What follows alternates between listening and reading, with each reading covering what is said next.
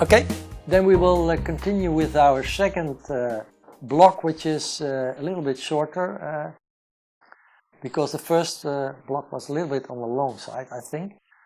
We will now have a look at the Egyptian Book of the Dead. We will talk about the origin, function, and some facts, which are nice to know. The creation of the so-called Book of the Dead was preceded by the pyramid texts and the sarcophagus texts. What were the pyramid texts?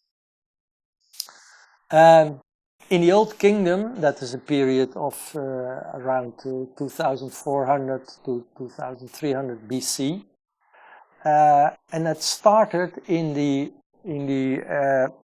so-called pyramid of Pharaoh Unas, 5th dynasty, and you can find this pyramid in Saqqara, which is about 1.5 hours drive from the center of Cairo. And the content of this pyramid text focuses on the heavenly worlds, and the text was only intended for initiated pharaohs.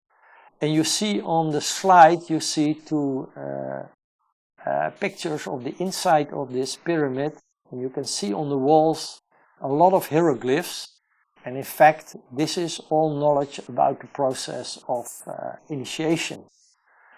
In a later period, this knowledge, which was first in this pyramid text, was also repeated and copied, but then on so-called sarcophagus texts. It was in a later period, in the so-called Middle Kingdom, when these texts were written on the inside walls of sarcophagus, where not only pharaohs but also rich Egyptians were buried after their death.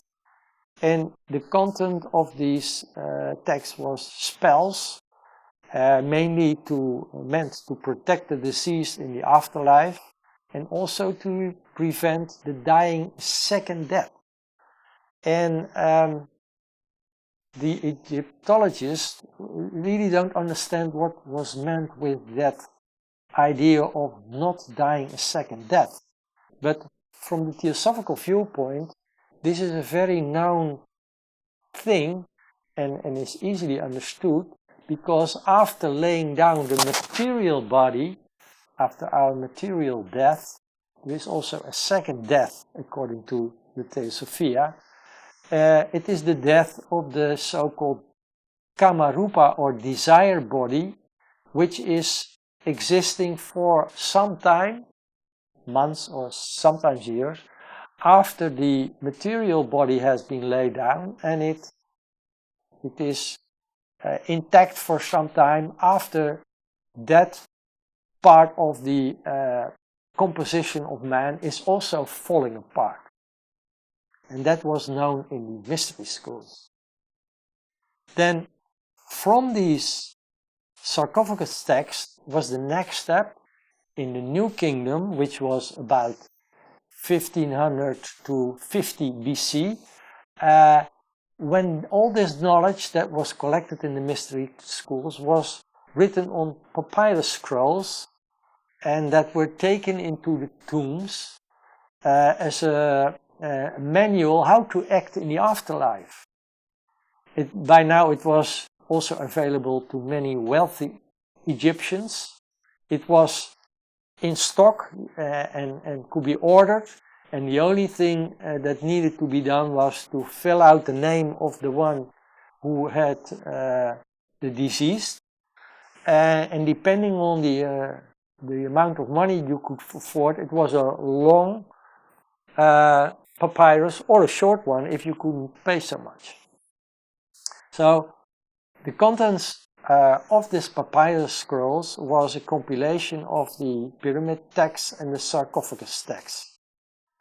Although there are from the first dynasties also some fragments left over in the form of papyrus scrolls, but this is basically how the papyrus texts that exist today came into existence.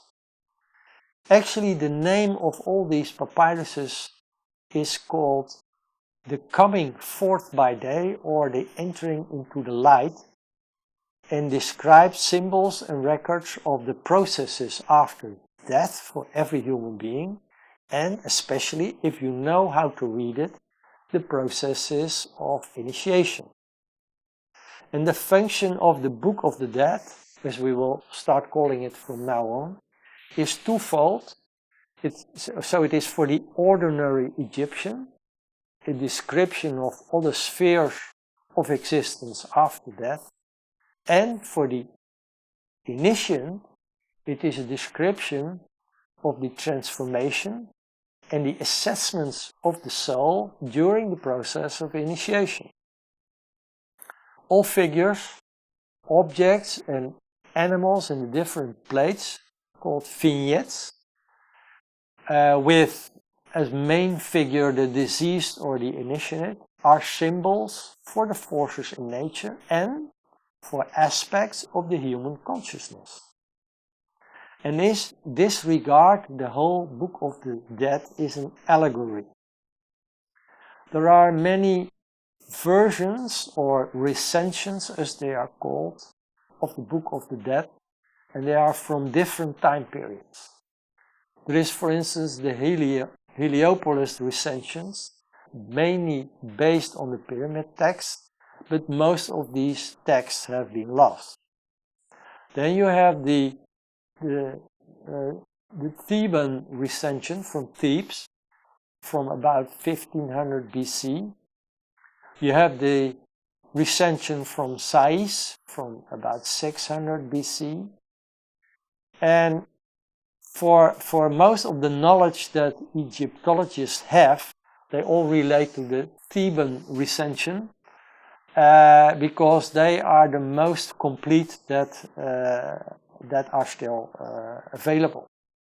For instance, and I give some details now, the papyrus of Joop, which is now in the Museum of Turin in Italy, is about an official in the Ptolemaic era, and the historian Lepsius, who found this papyrus, started with numbering of the different chapters in this scroll in 1842, as he thought that all these papyrus would be roughly the same. And all the papyruses after that took over this chapter numbering, but sometimes in other papyruses the orders of these chapters are quite different. So it is let's say, a little bit complicated sometimes to find your way around. Then the most famous one is the papyrus of Ani, a scribe at the court of Pharaoh. This papyrus is 26 meters long. Then we have also the papyrus of Anhai, a singer in the priestly courts of Amon-Ra, which is only 6 meters long, and the papyrus of Hunifer, which is only 4 meters long. Now, as I said, the papyrus of Ani is the most complete version and has been translated by several Egyptologists, including Wallace Budge and Faulkner. And it contains 189 chapters and 37 plates. And there is a remarkable detail about this scroll. In 1888, Wallace Budge bought this papyrus in Egypt, which was then still a British colony. But already in 1877, Madame Blavatsky wrote the book Isis Unveiled, and later in 1888 she issued The Secret Doctrine. And in both works she already wrote extensively about passages in the Book of the Dead, also using it to highlight certain aspects of, for instance, the stanzas in the Secret Doctrine. And you can see that the people who, together with Madame Blavatsky, prepared those books knew and had at their disposal the Egyptian Book of the Dead. Because Wallace Budge only issued in 1890 the first draft of his translation of the Book of the Dead. But then it was already far extensively commented by Madame Blavatsky in these two other books. Then we will have a look at a vision on life and death by the ancient Egyptians. In the mystery schools, one was familiar with the sevenfold composition of man, the seven souls or seven principles of man, which are in accordance with those in the Theosophical. Those were important to understand for the processes after death. For the average man, who goes through those processes more or less in a dream state, but for the initiate, he goes through those processes of the dead self-consciously. Because the ancient Egyptians assumed an eternal life, the goal of every Egyptian believer was to obtain a new life in the other world, that is, in the afterworld, in Amenti. At one point, a degenerate form of the initiation story had taken hold.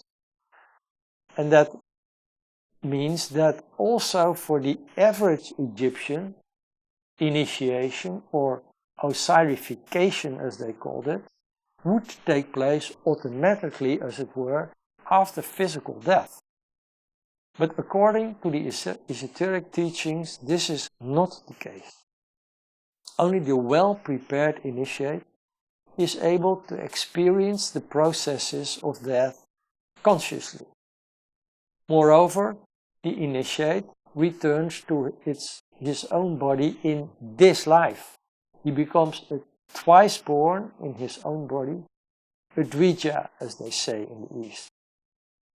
The Egyptians came to the practice of mummification based on, among other things, the story of Osiris, who was also raised from the dead, and it was taught in the mystery schools that future reincarnation could take place more quickly by keeping one's own so-called life atoms together in the old body.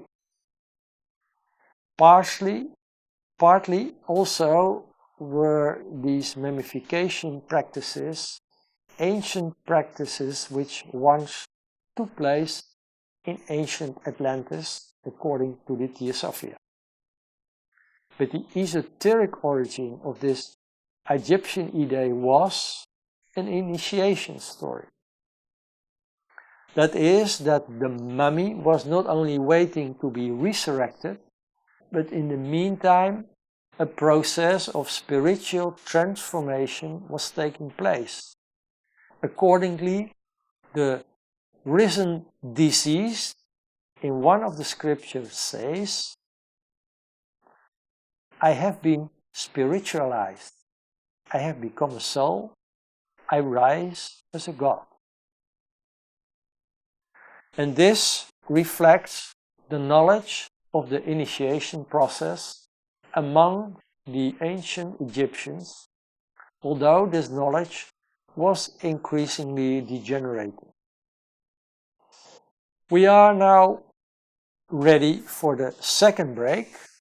We are going to break 3 minutes, so please send in your questions and we will see you after 3 minutes. Mariska, are there any questions?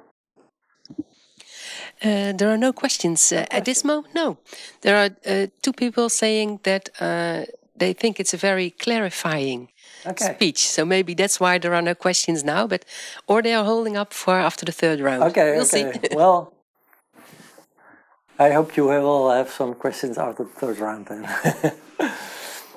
We will continue now.